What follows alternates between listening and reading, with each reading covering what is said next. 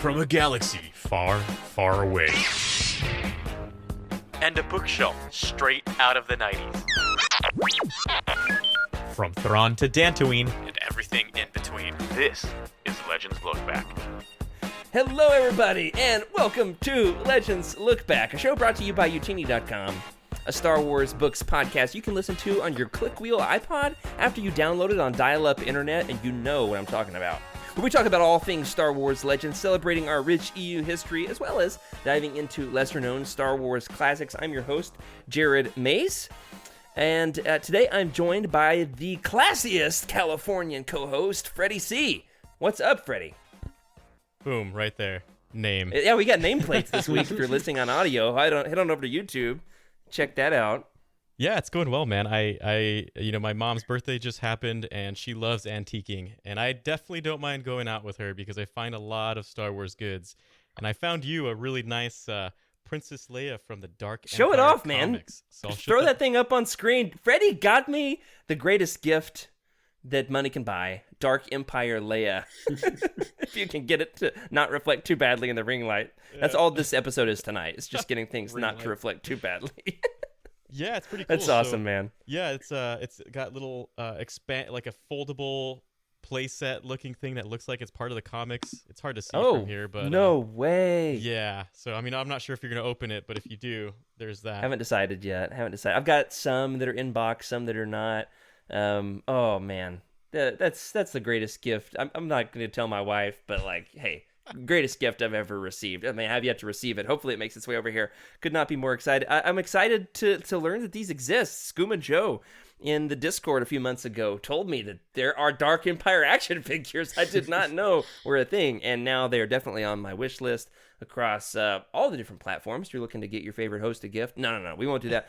We are, however, this week joined by another wonderful host. It is his second time, 2 weeks in a row, on Legends Look Back. Joining us once again this week from YouTube and TikTok, Nathan Emery. Whoop. Or his Force Ghost, at least. All right. We'll edit that out in the audio. Nobody will ever know. Nobody will know. We'll give it a second. Welcome to those of us who are joining us in the live chat. All right, here we go. From TikTok, Nathan Emery. What's up? Glad to be here. The video had been working until just now, so hopefully we can get it back. But we'll keep it up and down last week. But I'm excited in and to be out here a little bit here and there. nonetheless. Also, this week we are joined by, well, you could call him the wannabe member of Duck Dynasty. I like to call him the wannabe Oppo Rancisis. Filling in for Meg this week from Texas, Wes Jenkins. How are you, Wes? I'm great, everyone. We'll just go ahead and strike the previous 10 minutes from the record we started at 8:30, but doing good so far. Everything is fine. Thanks for filling in. You know, the good news for you is at least you have a floor. Like, your entire house hasn't been rearranged due to factors beyond your control. So, F's in the chat for 100%. Meg. Meg, we hope to have you back. However, this week we'll settle for Wes if we have to.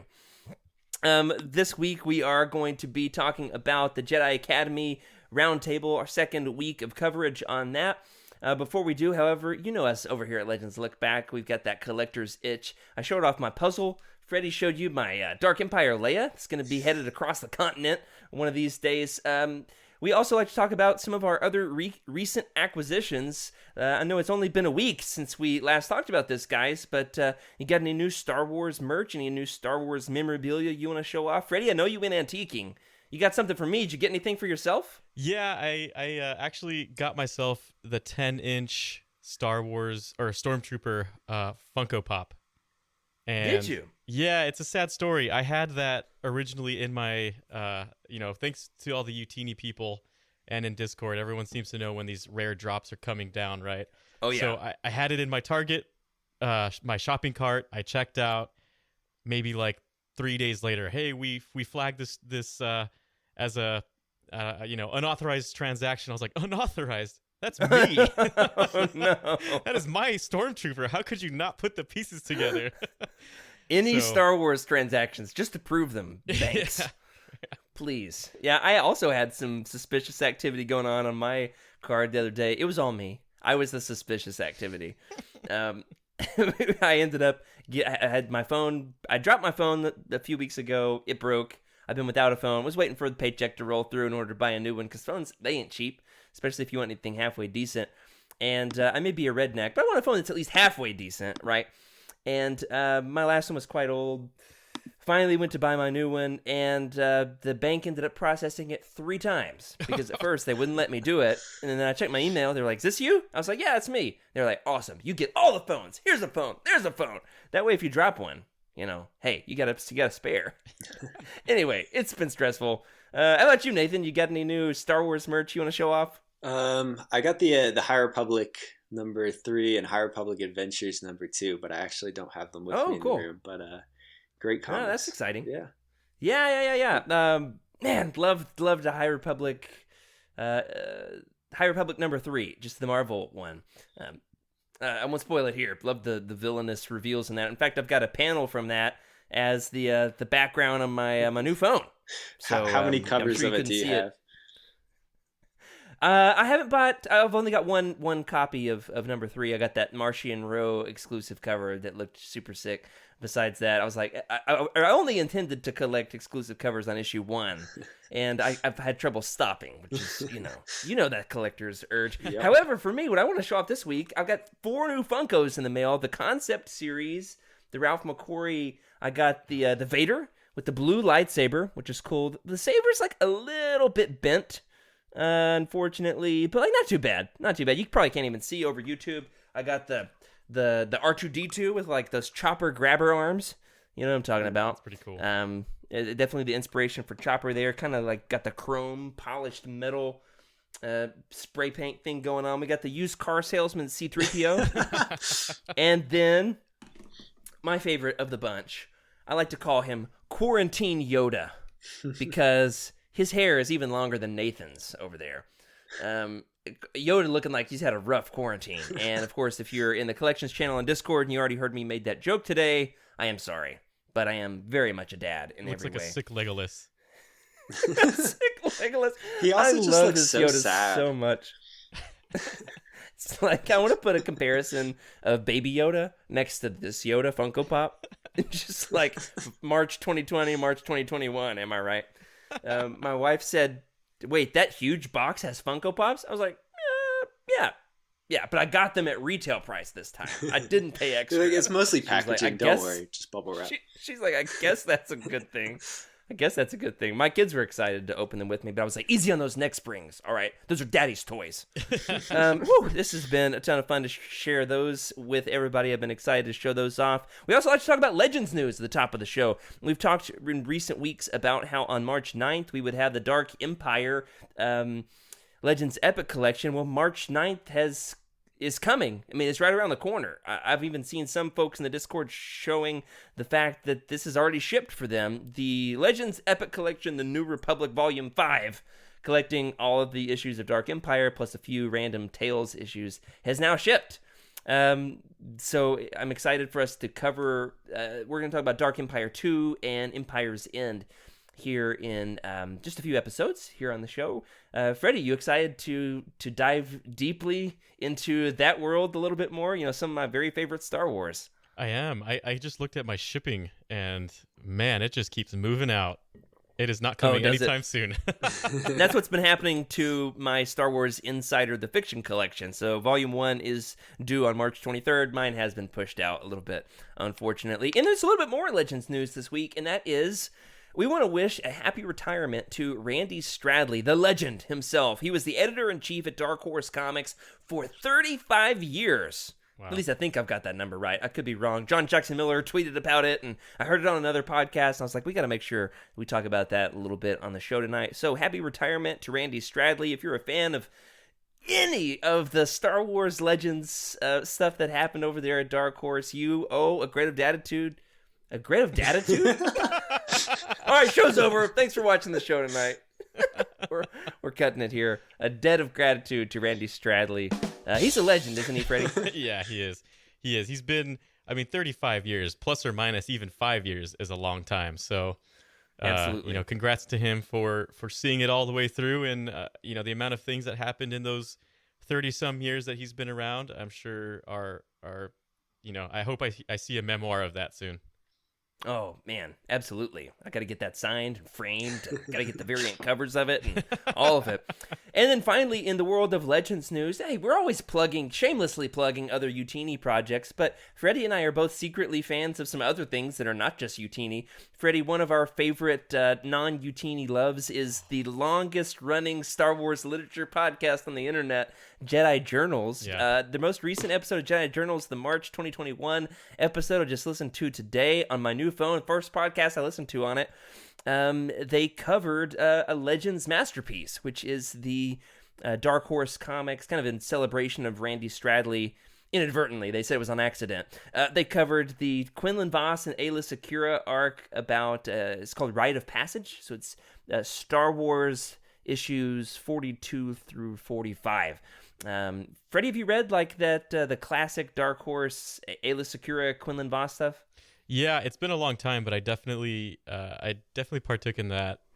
I would say it was Quinlan Vos and Ayla Secura. First of all, were when that whole situation happened, right? In what is that, Dark Disciple? Yeah. Most recently, it's Quinlan and Ventress. Ventress, that's right. And then Ayla Secura, when she comes in, and you kind of get a little bit more of Quinlan Vos and who he is, and man, I have to admit, I overlooked him at first. I overlooked Quinlan Vos, and it wasn't because I wasn't interested in his character, but he just wasn't, the name that I knew. But the more I started to read up on him, I really dug him as a character, and I like that we can claim that, right, in our in Legends. That's right. There's so much more. Hey, if you like Dark Disciple, wait till you touch Legends. I mean, there's like 100 issues of Quinlan Vos in Legends, and it is absolutely some of the finest Star Wars stories ever written. Absolutely love those from John Ostrander and I think Jan Duursema, if I'm not wrong. We'll have to double check my facts on that, but we'll cover those on the show one of these days. So it was a great episode, guys, over there at Jedi Journals. Loved that stuff, talking about some classic Legends content. As soon as they said we're talking about Legends, I was like, oh yeah, I'm so glad I turned on this episode, because I don't listen to everyone anymore. I've been listening to this thing for like 10 years. I can't catch them all, but I was so excited that I did this time. But enough about other people's Legends projects. Let's talk about our own. Tonight we are finishing our coverage of the Jedi Academy trilogy, talking about Jedi Search, Dark Apprentice, and Champions of the Force. We're not getting into all the trivia that we did last week, as much as to say these came out in 1994, and they are still around today in 2021, and you won't regret it if you read them. And if you do regret it, please don't tell me or leave an angry comment on this YouTube video. Last week we talked about the characters. We got the mini members, about a dozen of them, depending on how we're doing our math, whether or not we're counting the Corran Horn retcon, right? On whether or not he was at the Academy. There's about a dozen members. There's like 7 or 8 in that are actually a part of the trilogy that get like a speaking role or any kind of significance. Just a tremendous amount of world building that Kevin J. Anderson is putting together. Last week we talked about Luke, and we talked about Han and Leia and Kip Duron and his genocidal mania. This week, however, we're talking about some of the bigger overarching themes throughout the trilogy. First and foremost, in reading Jedi Search, which we could talk about this, which one we think is the strongest of the trilogy. I think probably for me it was Jedi Search. It was so much fun to just dive into this in the first place. A lot of laying the groundwork in the first volume there, and so much of that first book takes place on Kessel. And as I was like 100 pages in, I was thinking, Kessel was absolutely a phenomenal choice to set this Star Wars book on. Remember, we're still the early days of Legends here. Some of these planets that are given one line in the original trilogy are never seen on screen. And so what better place to explore some of these stories than the expanded universe? Am I right, Nathan? Do you think that Kessel was a good choice for setting the first volume in this new Jedi Academy trilogy? I say new. It was new in 1994, right? Yeah, absolutely. I mean, like you said, there's so much that's not explored in Kessel and stuff in the original trilogy. And so, he really does a lot of world building with the mines and like with how Spice is mined and the creatures, and just like, everything on it. And, side note, it's really cool to see how much of what's in here and how Kessel's depicted ends up, in Solo. It really is almost 1-to-1. Yeah. Not entirely. There's no spiders, I don't think, in Solo. But definitely, who was it? One of the writers on that said they were big fans of some of the like 90s EU. It was, let's see, you had like the father-son duo on Solo. I'm flying off the cuff here, Freddie. Help me out. The writer on Solo, Lawrence Kasdan and his son John Kasdan. There we go. Yeah. John Kasdan was big into like we got to get him on the podcast one of these days. Big into like the 90s EU stuff. So we got the Maw, especially the Kessel Run itself is depicted in the film and is depicted in a certain extent in this book as well. Freddie, how about you? Are you a fan of Kessel? If you had a vacation somewhere, it probably wouldn't be Kessel, but yeah. What was your opinion on Kessel in this book? So first of all, Nathan brought it up. Kessel has been mentioned by name only in a lot of different EU comics and books, right? It was always, on Kessel this, or the Spice Mines of Kessel, slaves on Kessel, etc., etc. But never have we actually gone to the planet's surface to figure out what is Kessel, what is this place, why is everyone talking about it, and why does it suck here, right? Why?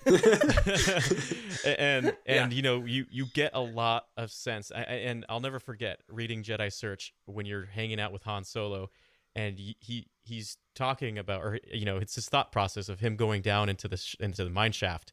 And how that pinhole of light just gets smaller and smaller and smaller to the point where you can barely see it. Yeah, that was really well done. Yeah, and I'm just like, this is terrifying. I hate Kessel.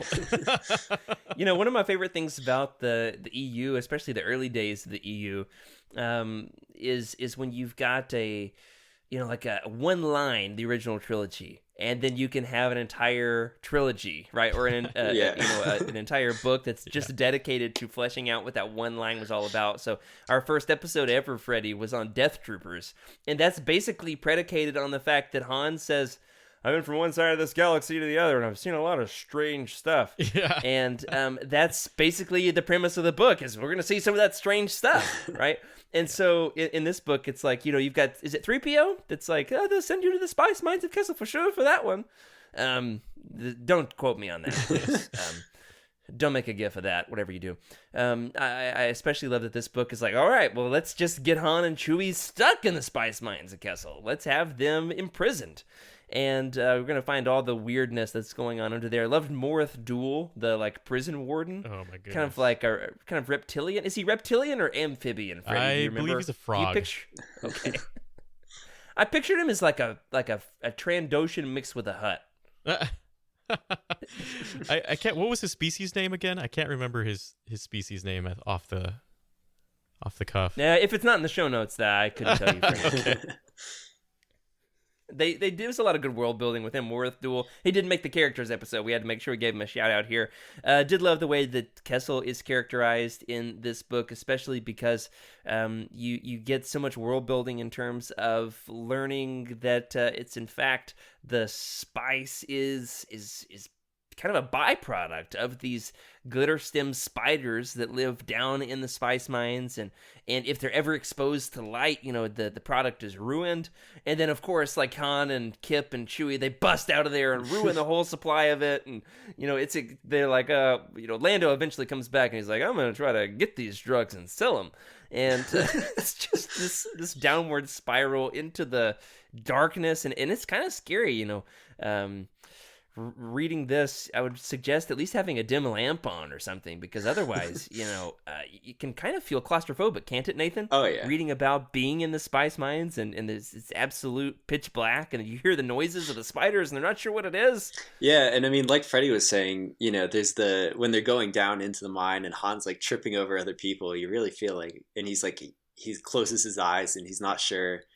He's like, I can't tell if my eyes are closed or open. It's some really good description of like, this is just pitch black and you're going to be down here for, who knows how many hours every day. Get used to it. It's pretty terrifying. They lose track of time. They don't know what day it is.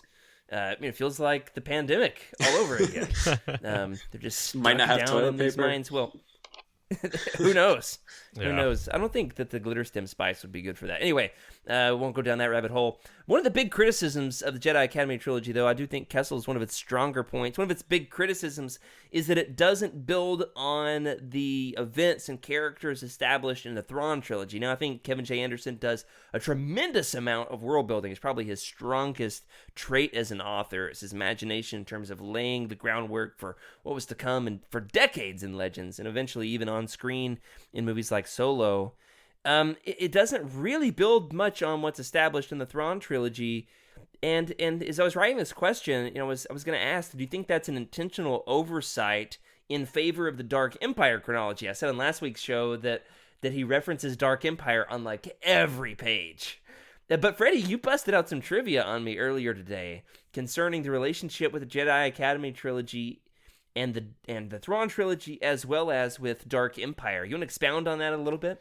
Yeah, so I don't have it open in front of me right now, but basically what it was telling me is there was a major decision made with Lucasfilm or LucasArts. I always get those confused on who controls what. Lucasfilm. Yeah, Lucasfilm. LucasArts is the video games. That's right. Okay, so Lucasfilm decided to make a change in I guess the storytelling and what was going to be happening around that time. And Kevin J. Anderson had written it previously with something in mind, and I'm trying to look up the exact note here. Basically, where they were saying that it was going to be a direct sequel to the Thrawn trilogy. Exactly. It was going to build much more on the Thrawn trilogy, and then he found out, actually, we've shoehorned the Dark Empire chronology after the Thrawn trilogy in order to try to make this all cohesive, even though it totally isn't. Exactly. Yep. So he had to make a last-minute pivot to try to make this a sequel to Dark Empire rather than a sequel to the Thrawn trilogy. Does that about sum it up? That exactly sums it up. And what kind of he was worried that Dala's attack on Mon Calamari was going to almost be a little redundant because of the world devastators that were just there, right? And so he was very worried about that. And I'm sure he had to rewrite it because it does kind of seem like it does seem almost like he's stealing the idea or just not really being creative, and I could understand where he wants to. I mean, but we're talking about the days before email was even really widely used, right? I mean, like if you want to have a creative decision or like any kind of collaboration, it's like you're on the phone, and we're talking about the phone where like you have to stand next to the wall with like that curly cord. It's like you can't even walk to the other room. You're stuck there next to the wall if you want to have a conversation. You got to like twist the dial in order to make your phone calls. Snail mail, you might get a letter that says, by the way, change your entire trilogy. Yeah. And you're like, oh no, what am I going to do? I got to pull out all my floppy disks.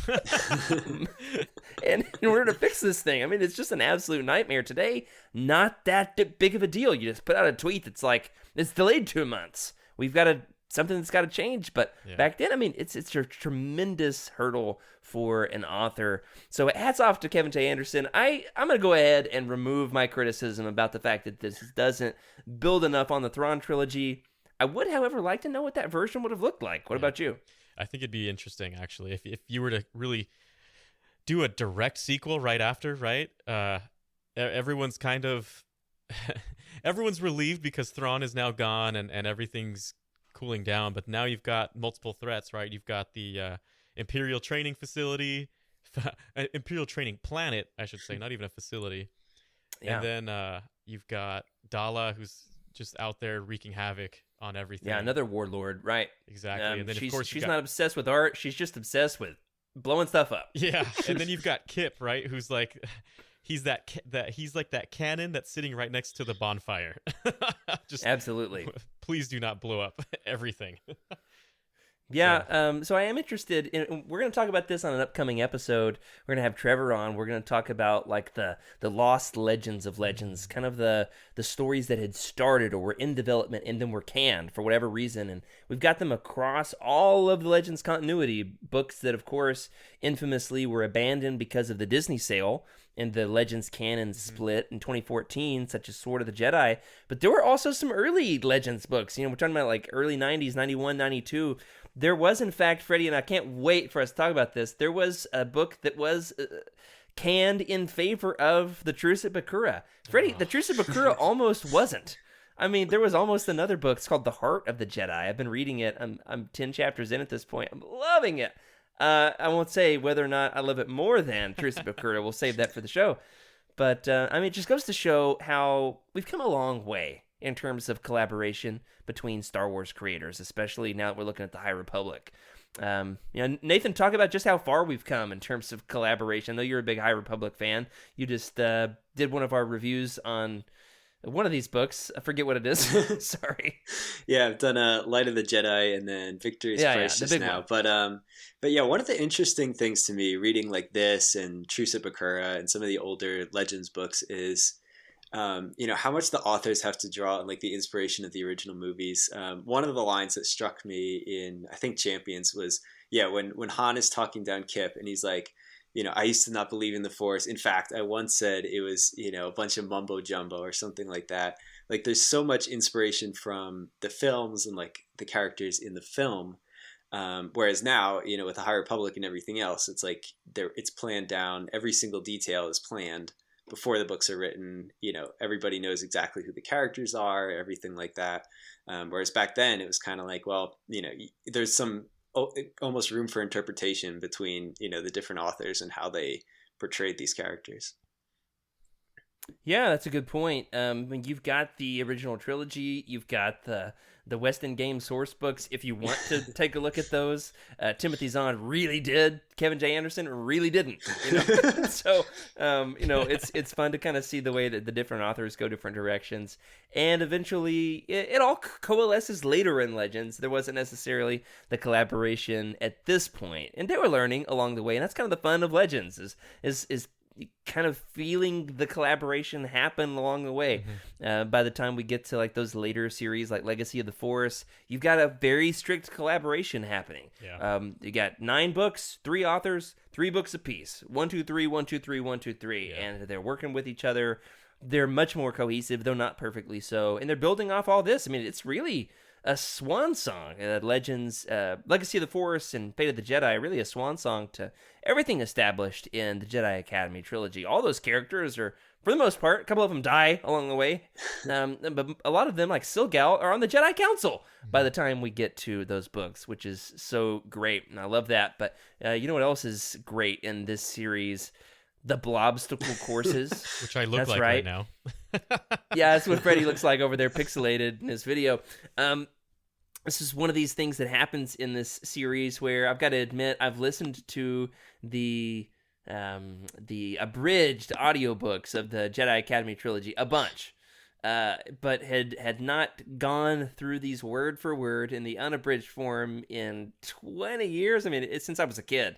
And so enjoyed this time around just taking my time through them. And in particular, got to the Blobstacle courses, and I did not remember this at all. It was one of those things where it was 11:30 at night. I turned to my wife, who is tired of, a capital T, tired of hearing about Star Wars at this point, shook her and woke her up and was like, listen to this. There's blobs, and it's like horse races. They're betting on them. Lando's at the horse races, but they're blobs, big goo balls. And they're literally called Blobstacle courses. She was like, you woke me up for this.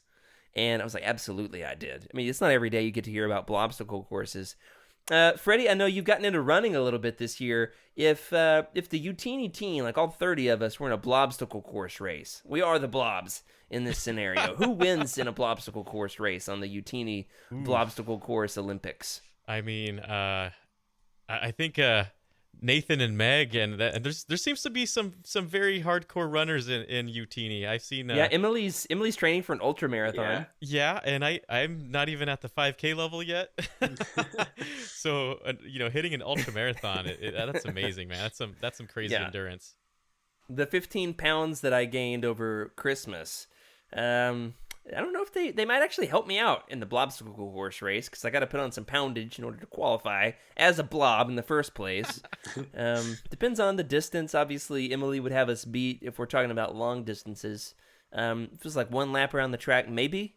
I used to, I ran a 52 400 meter in high school. Ran in state, with that one. I didn't do well in state, but I got there.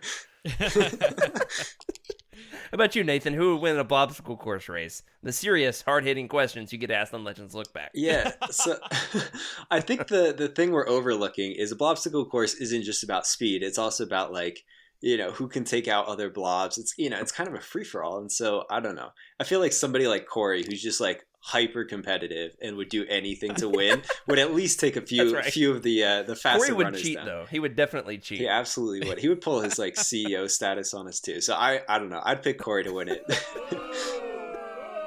Oh my gosh, Wes! If I had told you ahead of time that obstacle courses were in these books, would you think I was making it up or that I was serious? There's a lot of things that happen in Legends that I am not surprised about at all anymore, especially when I hear you talking about it. So, blobstacle courses. I mean, again, this is another I'd like to see it for myself, but yeah. Why didn't this make Solo a Star Wars story? Well, the other thing about him is we talked about last week how like Gantoris is the red herring Dark Apprentice. I mean, this was a super long red herring, with very little actual bearing on the story. They thought it was, Temin, I think was his name. They thought he was a Jedi, and then it just turned out not to be. And it was like maybe 75 pages that they had just spent on this. They go around. Go ahead, Freddie. So this is where I remember I told you I feel like they didn't expand on certain stories enough, but it's because they had all their investment in this blobstacle race. And I mean, I'm not sure. I feel like they were just trying to fill up some, or at least bring Lando in, make him a little bit more relevant by making him go to the blob races, right? And the fact that he's like, oh, blob races. I mean, I can't wait to get in on this. Yeah. Priorities of Legends, I guess. Well, you make a good point that there's a lot of time spent on this and it goes nowhere, absolutely nowhere. Now, on the one hand, if your book is about finding Jedi apprentices, if every single storyline is like, oh, hey, we've got a lead on a Jedi apprentice, and then it's like, we bagged him, we got him to the academy, that's a little bit too predictable. You've got to have at least one where they're like, this guy, hey, we heard he could be a Jedi, only to find out that they're not. I mean, it makes sense that there would be one that wouldn't work out. I mean, I don't mean didn't work out like Gantoris. R.I.P. Gantoris. F's in the chat for Gantoris, who exploded. I especially like the fact that in each one of these books across the trilogy, there's one significant storyline that goes absolutely nowhere. Unlike any Star Wars book I've ever read. I mean, really goes nowhere. Another one of these plot lines that I really loved that just like, why is this the way that it is the plot line surrounding babysitting Jason and Jaina. Is it C-3PO and Chewbacca who are babysitting Jason and Jaina, and they're just doing an abysmal job at it. Yeah. I'm not sure if I read this correctly. I'd have to go back, but even towards the end, they were still losing them. And it almost seems like a trope where it's like, oh, there we go again, losing the kids. Yeah, they did bring it up really again one time, like in Champions, I think. But yep, like it was the trope for them to lose the kids all the time. Yep, it really was just amazing the way that that storyline devolved. They basically go to like the underlevels of Coruscant in an elevator, and they're just like, there's like thugs, there's monsters, there's slime, there's like blood and glass and drugs, and there's like these two 4-year-olds walking around, and they're like, I don't know about this, Jason. Oh, it's fine. It's like knowing that these would be like two of the heavy hitters in Legends, two of the most iconic EU characters, and they're just lost alone in the underlevels of Coruscant, which brings up a good point, though, and that's this, a very important question. Freddie, if you were in charge of babysitting Jason and Jaina at 4 years old, actually, let's start with you, Nathan. Nathan, you can go first on this one. If you're in charge of babysitting Jason and Jaina, what do you do? How do you entertain them? I mean, in this series, there's a holographic zoo of extinct animals. I mean, I'm looking at that in the show notes. I remember typing it, but I'm like second guessing myself. I'm like, did that actually happen, or did I make that up in a fever dream? It happened. Okay. What would you do? Have you thought about this? Are you much of a babysitter, Nathan? I'm not. I have a few times. But, I mean, this series, it really, increased my respect for C-3PO. I mean, he's the only one. Han and Leia, they can't take care of the kids. Chewbacca can't. They love C-3PO, and he does a great job parenting. But, Yeah, he Yeah, I does. don't He's know. like reading bedtime stories. Yeah, they would be difficult kids. I don't know. Maybe you just got to go like fly them around Coruscant. I mean, even the zoo of holographic animals could not entertain them at all. So you might just, hyperspace, jumping planet to planet, that might be enough excitement for them. I don't know. Well, what's funny is we get this glimpse in Return of the Jedi of C-3PO as a storyteller, right? He's like, Banda Kadosh, as he's telling the story around the campfire on Endor. And in this, he like tries telling a bedtime story like that, but it scares them. And they're like, shut up, C-3PO. They start crying. And I was like, he would scare them. He would frighten them. It's like not very motherly, this golden droid. Where's he at? Sorry, buddy. You're not the best mother figure, gotta tell you. But he always was like, "Oh, I've added this to my programming. I've updated my parental programming to accommodate right. this situation." So he grew. Not the best snuggler, that gold droid skin. What would you do, Freddie? How would you entertain I've got a couple kids, right? This is my daily life. Today I was like, all right, get in the stroller, we're walking the dog. They're like, it's 30 degrees. I'm like, we're walking the dog. It worked out. It was great. We loved it. I would just bundle up. What would you do, Freddie? How would you entertain Jason and Jaina? Yeah, this is tough. I don't really interact with kids daily, so it's not something that I know how to do. So it'd be very much the let's go to the closest store and buy a Revan figure. Remember that guy, Revan guy? Let's go buy toys. Yeah. But like, hey, some of these toys are for me. Yeah, exactly. Don't you mess up the next springs. 2 of each. Absolutely, that's the way to go. 2 of each, one for Daddy, one for you. Well, now I just called Freddie Daddy. This is getting weird. You know what else is weird is this opening scene in Champions of the Force. It is absolutely one of the most crushing moments. It caught me off guard. We're talking about a trilogy here that's got blobstacle courses and babysitting Jason and Jaina with a holographic zoo of extinct animals. And then book 3 begins with, genocide. Yeah. The opening of Champions of the Force is absolutely one of the most heartbreaking and powerful beginnings of any Star Wars book I've ever read. Freddie, you want to talk about that? For this is like the one of 2 or 3 things that really stands out to me as memorable about this trilogy in the dozen times that I've read it is the opening of Champions of the Force. Freddie, I'm going to go ahead and pause it, and I want you to argue with my thesis here, whether or not you agree. Is this the most powerful beginning to a Legends book ever? That's tough to say. I'm trying to think of like the beginnings of a lot of these books, and I would say the genocide and everything. It's pretty intense to read. It's very it's not what you expect to read in Star Wars, right? You expect to just have a fun time going on this pirate / swashbuckling adventure, but talking with some people like Cheryl and Charlie and Eric, you really see a lot of the heavy hitting points in Star Wars. And thinking about Star Wars and genocide, yes, the Emperor was very much a genocidal person. Like if it did something to make the Empire stronger, he was going to do it at all costs, right? Like, we can blow up your planet if we want to. Exactly, right?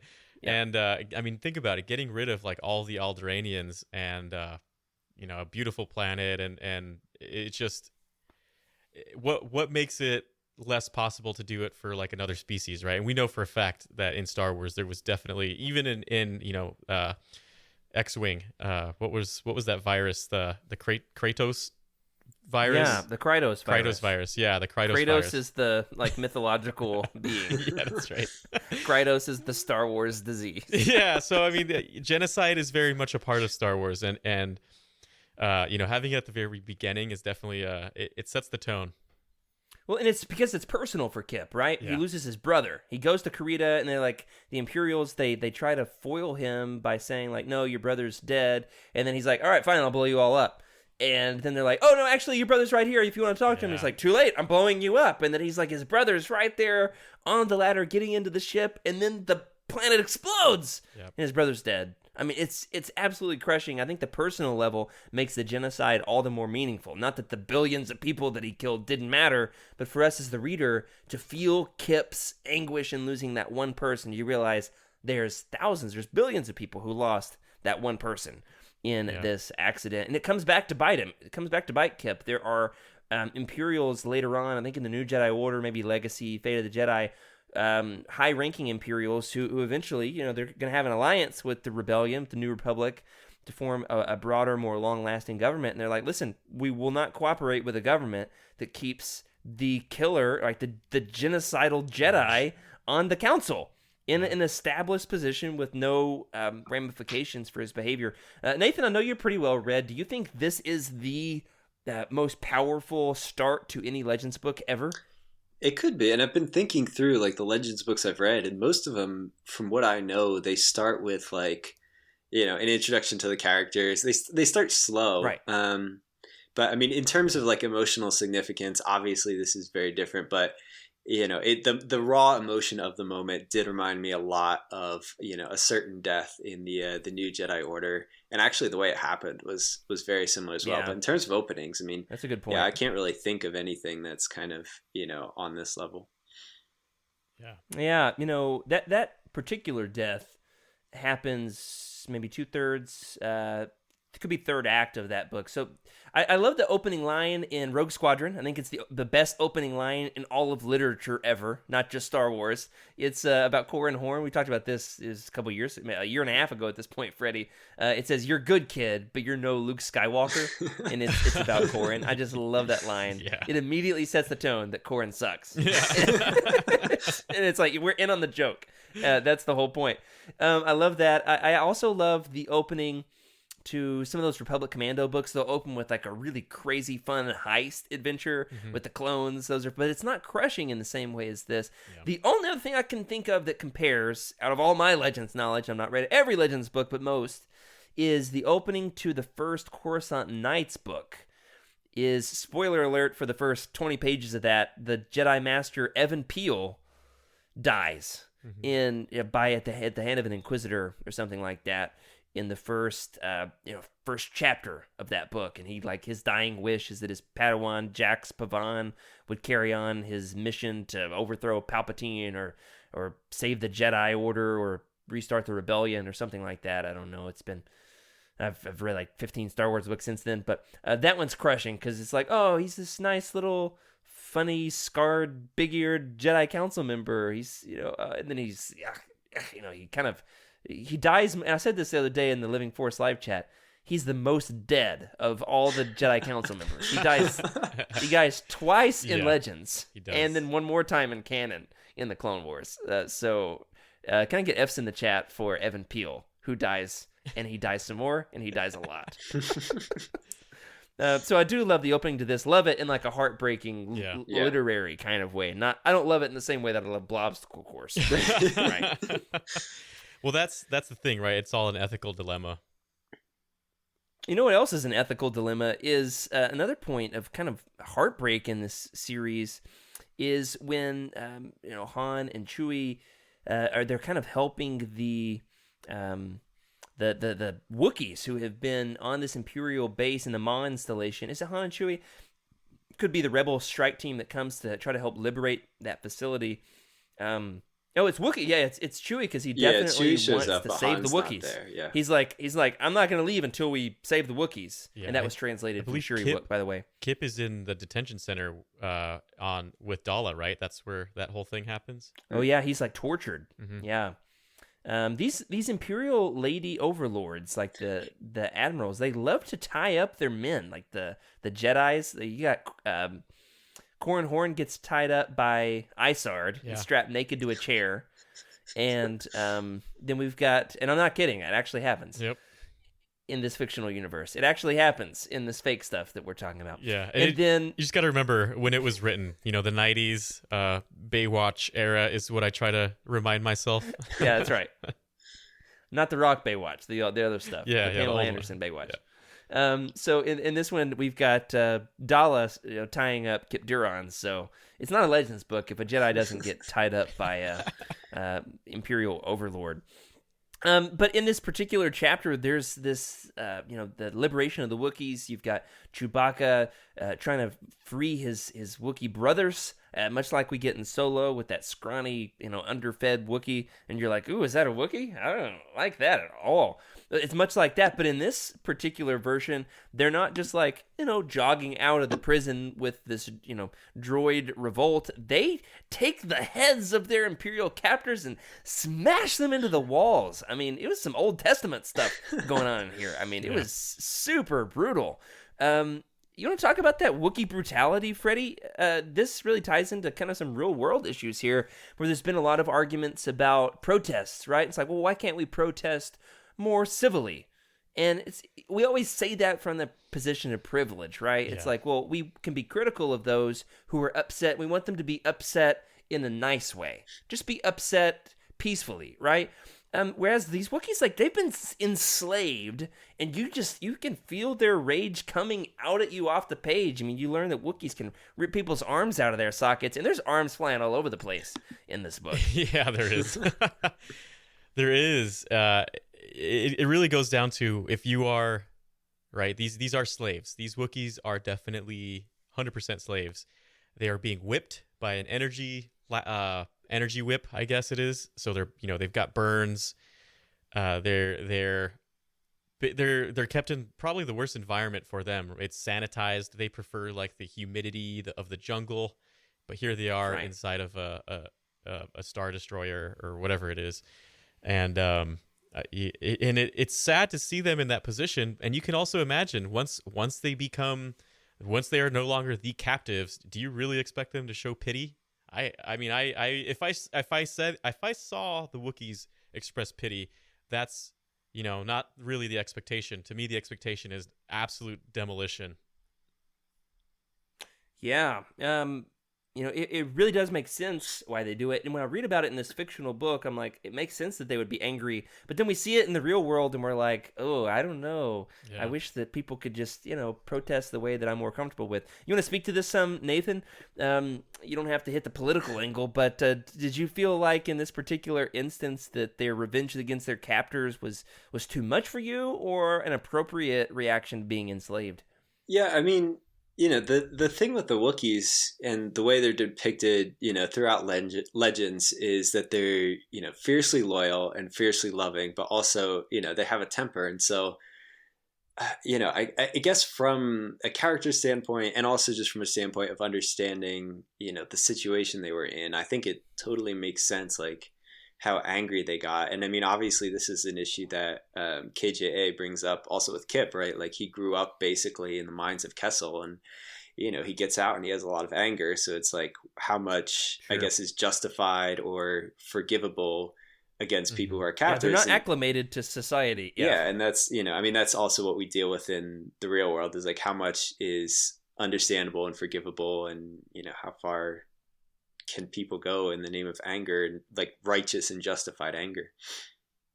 Yeah, I'll tell you this much. I am never going to enslave any Wookiees or humans. All right, there's just no slavery. We should go ahead and put that stamp of approval on Legends Look Back. We do stamp of disapproval. We do not approve of slavery towards humans or Wookiees in a galaxy far, far away, or this galaxy. It doesn't matter. It's not a good thing. All right, I think we can all agree on that one, regardless of our politics or our worldview. We've talked about the Wookiees, we've talked about Kip Duran, we've talked about Jason and Jaina and the extinct animals and the blobstacle courses. We need to talk about two more major characters' story arcs before we are done tonight, and that is Exar Kun, and on the opposite end of the spectrum, Luke Skywalker himself. Let's start with the villainous, and we'll end on a high note with Luke, okay? How exactly... We talked about this some last week, and I don't think I'm any clearer after a week thinking about it. How exactly did they defeat Exar Kun? There's a retcon in iJedi, and it's kind of like, well, secretly it was Mara and Corran who distracted Exar Kun so that the other Jedi could feel like they won. Right, that they had overpowered him, but really it was Corran Horn. Corran Horn's the one who really defeats Exar Kun, right? And I'm sure Mara was like, "Yeah, right, Corran. It was actually me, right?" Corran couldn't have done it without Mara, which I love that pairing of Corran and Mara. That's the best part of that book for sure. Freddie, how do you think they actually defeated Exar Kun in like a strategic standpoint. I mean, obviously Timothy Zahn would spell it out very specifically Yeah. if he was writing the book in terms of the military strategy and the battle tactics, and Anderson doesn't do that. You know, it's a very different kind of victory. That's the funniest thing that I'm just bringing this to light in my own brain right now is I don't actually know how they did it. I just remember them that Exar Kun was there and then he wasn't, and I don't really know how that happened. And you're right. There's almost like a blank spot in my own brain, as if they just deleted that memory from me as I was reading it, and clearly it wasn't enough for me to memorize, you know, and I can't even tell you how exactly that happened. Just from the force of goodwill, I guess. I don't know. The way I summarized it last week in the episode summary is that they defeated him with the power of positive thinking and the light side of the force and teamwork, or some combination of those three. Like, they finally realized that they needed to come together and like overcome their fears and start acting like Jedi, who don't operate out of fear but out of like peacefulness and positive thinking. Yeah. And when they finally held hands and raised their lightsabers up into the sky, they intimidated Exar Kun with their positivity into disappearing for all eternity. Is that about right, Nathan? Yeah, I think that's about right. It's kind of just the power of light and love. I guess the way I think about it, you know, I have it pictured in my brain from both times I read it. It's kind of like in Bane, when they all just kind of pool like their force powers and connect their minds a little bit and just kind of, you know, I guess banish them away. But yeah, it is. It seems like it's kind of up for individual interpretation for sure. Yeah. So let us know in the chat. Let us know in the comments. How do you think they defeated Exar Kun? How would you defeat Exar Kun if you were rewriting this book? Who's really responsible? Is it Streen, and the other Jedis? Yeah, right, Streen. Dorsky won. You really defeated Exar Kun. Sure, you did. You know, I'm gonna go with the vibe was the post home run vibe, and you know they're just the spanking, the good job, whatever, pats on the back, just that, and he's just like, I'm not down for this. You know, you've got Corrin thinks he defeated Exar Kun. I think it's Mara who's mostly responsible for defeating Exar Kun. She comes in at the last minute and saves the day to help Corrin to distract Exar Kun so that the other Jedi could trap him with the light side of the Force. Now, on a religious level, I do make this comparison, okay? In early chapters of First John, there's the section about dragging sin into the light. And the whole point is, as long as sin is in the darkness, it can fester and grow. But if sin then is brought out into the light and you confess your sins, if you share something that you're struggling with and ask for help, and you don't no longer try to keep it a secret. Yeah, Wes, can you like Photoshop a pulpit in front of me? Maybe like a big Bible. The point is, as long as we allow our sins to be kept secret, they will continue to get worse. And our bad habits, temptations, however you want to look at it, right? But if you are open about what you're struggling with, you can get help, right? And so this was kind of the way that I looked at this, was like Exar Kun thrived as an ancient, disembodied spirit of a Sith Lord. He thrived by feeding off people's fears. He thrived off of disunity. He thrived off of living in the darkness. He only worked at night. But as soon as they realized they could drag him out into the light, and they would confront him during the daytime, he was weaker. If they came together and used the best parts of themselves, if they believed in themselves, then they could defeat them. Am I making sense, Freddie? Does that add up a little bit? Yeah, it does. It actually does make a lot of sense. It reminds me of like, let's just say Constantine, right? Where he's reading the Bible, he's exorcising the demon out of somebody, and imagine reading that in a book where it's just he reads a Bible and the positivity coming from of Constantine himself brings out the demon. So I see what you mean, and when you bring it towards like the theological route, it makes sense, right? It makes complete sense, but reading it doesn't really come off that simple. No, it's not especially well spelled out. It definitely takes some like some jumping through some interpretive hoops I mean, in order to get there, if- and that's what I'll do. Hey, that's what I'm here for. If you need confirmation that this series is based on the Bible, my copy of Jedi Search came from Thrift Books with Holy Bible inscribed on the front of it. I forgot about that. I don't know. That's gosh. God's will right there, if you ask me.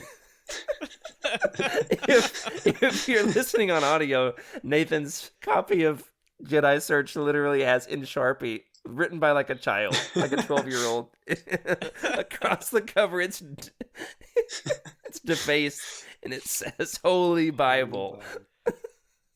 Look at Imagine that, like man. staying at a hotel and reaching This- into your nightstand to get your Gideon Bible, and instead it's this Jedi used Search. copy of Jedi I Search. would not be mad at all. I would go back to that hotel for sure. You know that Exar Kun is haunting that hotel. Definitely. Well, ultimately, Luke realizes, we can't redeem this ancient Sith spirit, but we can redeem everybody else. We're just throwing redemption at everybody in this series. He never really believes that Gantoris is a villain. He always believes Gantoris can be saved. Luke never really believes that Kip is a villain, that Kip has done anything wrong, that it's all about the possession for him, and he can learn his lessons and recover from the error of his ways. Can we talk about Luke's obsession with redemption? Does he only have one trick in his playbook? Are there any other valid strategies in terms of starting a new generation of Jedi besides just trying to save everybody and everything? Yeah. You read that section in the trilogy where his one fear, right? Luke is really afraid of losing somebody to the dark side, and he has it happen to him almost twice, but he's very much trying to say, it's okay. Like, I've been to the dark side as well, according to Dark Empire, right? I've been there. I know what it's like. I know that you're trying to do it to be a good person and learn both sides, but it just doesn't work. So, at least he's got that experience, right? Yeah, that is not talked about much in Legends, but this series does. It really does get into it, and it makes sense now that we've got that alternative history, that behind the scenes on why that is the way that it is. That's not always helpful, though, to be like, you know what? I've learned the error of my ways, too, and so will you. I don't find, at least in ministry, that's particularly helpful to people. People don't want to know. Some people it's helpful for, but like, if somebody comes to me and they're like, I've got a real problem, and I'm like, I've got problems too. You want to hear about them? They don't want to hear about them. That's not what they're here for. If people want help. Yeah, Luke in this series, and eventually is going to be challenged by Corran Horn, and I Jedi, and even Mara. Mara's a good foil for him to be like, Luke, you can't save everybody. Not everybody needs to be saved. Sometimes there's real villains who need to be stabbed with a lightsaber or decapitated. Doesn't she decapitate Luke in The Last Command? She does. F's in the chat for Luke. Poor Luke. He never really had a hope. Luke didn't try to redeem Luke. I'd like to get that alternative history. Well, Luke's got some growing to do. Clearly was not qualified to start a Jedi Academy, but it all worked out in the end, and there was a happy ending. And, of course, this is going to be expanded throughout the next 10 years of Legends. We're going to find out more about some of these characters that Anderson establishes. And we've even got a Dorsk 82. All right, if Dorsk 81 was enough for you, we're eventually going to get Dorsk 82. Guys, last thoughts, final moments here for the Jedi Academy trilogy. We're closing the tome. They're going to put it away forever, or at least another few years until we decide to pick it up again. Anything that we've missed here with this legendary trilogy? Well, this is we talked about a couple things in our previous episodes with derogatory terms in Star Wars, and we definitely get a taste of that with Momon Da when he's like, "Oh yeah, these guys are hammerheads." He's like, "Actually, we're not hammerheads. we don't go prefer by that the term anymore." hammerheads. Yeah, exactly. And then, of course, just the connectedness. Before this, you don't have too many Star Wars books that are referencing other Star Wars books. So That's a good point. Yeah. to see this for the first time and say, "Oh my gosh, I know exactly what they're talking about. I read that one," and starting to get that vibe of what continuity sounds like. It's all in this book, right? And it's wonky. We've got blob races, but it's overall it's a solid read. And it's an important series for Legends. I mean, it establishes Kip Duron, who's such a significant character, mentor role to Jaina Solo, kind of a foil for Luke and the New Jedi Order. They don't get along. We've got tremendous world building that's happening in terms of Kessel, which is going to be an important planet for years to come, as well as Dala, a very important character who comes back in one of those later long series. Forget if it's Legacy or Fate of the Jedi. Dala becomes a much more important, much more well-rounded, fleshed-out character than she was in this trilogy. So I know I've been a little bit, we've made fun here and there. We poked fun. It's because we love it. All right. It's like I poked fun at my little brother, who if he's watching this, you should probably read the book before you watch an hour-long roundtable. Okay. It's like we poke fun because we love this series. But I will say what Kevin J. Anderson excels at more than anything is capturing the imagination and really drawing on the original trilogy and fleshing out, and it's sometimes egregiously so, but at this point in Legends, we didn't know not to, right? We didn't know that, really you should only say, I've got a bad feeling about this, like one time per trilogy. You don't have to say it 3 or 4 times in every book. Never ceases to make me smile, though, for sure. An excellent world builder. Nathan, any final thoughts on Jedi Academy trilogy? Did you have a favorite of the 3? Let's ask that. A favorite of the 3 books in the trilogy. Yeah, I'm gonna go with Jedi Search too. I mean, the way it sets everything up, and especially like the Han and Chewie content. Like Han is one of the best characters in this trilogy for sure, and so Jedi Search has a lot of that. And Lando's really also captures... Lando too. I mean, they're both great characters. But one thing I don't think we've appreciated enough is like the fact that there was another Death Star hidden away, but also the most powerful weapon in the universe. And that then went into a gas giant, but was then pulled out and used, but was then eventually destroyed for good, along with the knowledge of how to build it. Because if that wasn't destroyed, I'm sure somehow somebody would have used that in a later Legends book, and we would have had at least one more Sun Crusher. So super weapons everywhere. Kevin J. Anderson, hey, he loves his super weapons. His only other full-length adult Star Wars novel that he wrote, Darksaber, once again, has another super weapon. So hats off. He's got the hat trick on Legends super weapons. Another Death Star, Sun Crusher, and the Darksaber. And we're not talking about the weapon that Darth Maul wields. We're talking about like the big galaxy gun that blows up space stations and planets or something. I don't remember. We'll get there sooner or later. That's a good point, Nathan. Appreciate that perspective. I agree with Nathan. I think Jedi Search is my favorite. I especially love the Gantoris stuff, jumping up and the volcano, and you got the lava fire Jesus. And, that's a lot of fun for sure, walking on lava. But I do love the back and forth with Han and Lando on gambling the Falcon in Dark Apprentice. That is so funny to me. Freddie, you got a favorite of the 3? I think it's always good to say that the first one's definitely one of my favorites, but the back and forth with Hondo, I said it again. This is the second week in a row. We'll fix it in post. It doesn't help that one of my buddies' name is Hondo, so okay. Yeah. So it's just. Does he have a Kowakian monkey lizard? He does not, but that can be changed. Changed. And of course, the blobsicle races. Like, how often you're going to see a blob race in a book, as important as Star Wars? That's a good point. Absolutely, I think everybody should read. Is it the first book? Second? It's got the blobsicle course. Dark Jedi Apprentice. Search. Okay, everybody on Utini's got to read that. I mean, it's the time that we catch up. Speaking of Utini team members, thanks for filling in for us tonight, Wes. It has been quite the adventure for you to keep us running. With the stream only crashed in its entirety one time. Just so everybody once. Give Wes a round of applause. Wes, we didn't ask you this. Have you read these books? Well, absolutely not. I have not. I haven't even heard of these books until I started prepping for the show. But I do have them up in the Wook, as you like to say. So I do. I might give them. I'm glad you pay attention.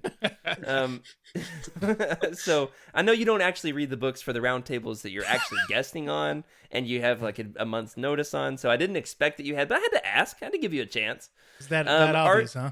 Are you more interested in reading these now that you've heard us talk about it than you were before you had not heard us talk about it? Well, hearing that there is apparently a Death Star that gets taken in and taken out and taken in, that sounds appealing. Let me ask you another question. what is the total length in pages of these books? So that is a big factor in me actually getting around to reading. Yeah, I would actually recommend, Wes, checking out the abridged audio books. I've done the abridged and have read word for word what's happening in these, and you get the gist of it. They're very short. You could listen to all 3 audiobooks in 9 hours. They're pretty short, like 3 hours each. So that actually might be my recommendation, which is rare that I would recommend that. In this instance, like, it's okay to cut some of the pointless story arcs. It really is. Is that the trilogy you have in your hand there? All 3 books? I've got the hardback Sci-Fi Book Club edition trilogy, which is 700 and 712 pages. That's not too bad. The 3 paperbacks is probably about that. It's 900 pages about for the 3 paperbacks. So 700 sounded better. It's 700. Yeah, right? 700, not 900. They're really easy to read too, though. So they are. I read the entire trilogy in 10 days. I also was off work and grad school because of my concussion. There was nothing else I could do. Yeah, I read the last. I was under the gun. Just take this, Wes. I read the last 2 in like 2 to 3 days. So they are very much some of the breeziest Star Wars books ever written. Well, that does it for this week. I found out in Texas that when your power gets shut off, you can finish a book in 2 days. So. That's right. Absolutely. Especially if people make fun of you on the podcast for never finishing the books. Well, this has been a ton of fun. Thanks for Wes for filling in for us tonight. Thanks to Nathan for guesting with us once again. That does it for Legends Look Back. Next week, there will not be a live show. Of course, thanks to everybody who's been with us live in the chat tonight. We're glad to have you with us, especially after we crashed and burned the first time. And if you don't know what I'm talking about, nothing happened, nothing to see here. Everything's fine. How are you?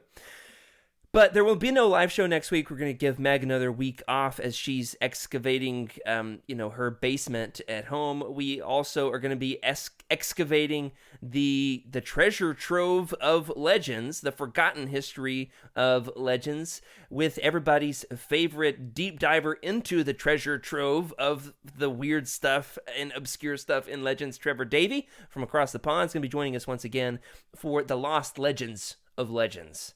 And I can't wait. It's going to be a ton of fun. Thanks for joining us on Legends Look Back. If you'd like your thoughts read on the show, you can email us at legendslookback@utini.com, or you can contact us in the Legends Look Back Discord channel. There's always a ton of fun happening over there, talking about noodles and Palpatine and all kinds of fun stuff. Or you can leave a comment on this episode on YouTube, or you can find us on Twitter. You can tweet at us at Legends Look Back with our all-new Twitter account over there. Or you can contact us more directly. I'm at Jared Q. Mays. Freddie? At Wake Up Freddy. Meg is at Meg Dowell, who I just learned recently has like 1,500 Twitter followers. I've got like 300? 1,500! Meg's got. Racking up those Twitter followers. So give Meg a few more gems in her infinity gauntlet of social media domination. Also, Nathan. Nathan is on Twitter. Yep, at It's Nathan Emery. And how about you, Wes? You on Twitter? I am on Twitter. I'm at Boss Wes. Boss Wes. I could have come up with that, but I didn't ask you ahead of time, so thankfully you're still paying attention. If you're looking to buy some of these books, such as Wes, who's got some catching up to do, you can go on over to our all-new redesigned book profiles at utini.com, and you can click on the Amazon or Thrift Books, eBay affiliate links in the profile. Or, of course, you can leave us a review over there as well and let us know what you think. Which of these is your favorite in the trilogy? Are Nathan and I right? Is Freddie right? Hey, let us know. We'd love to know what you think. And remember, of course, keep the Utini fan code and be a force for positivity in the fandom. Until next time, may the force be with you.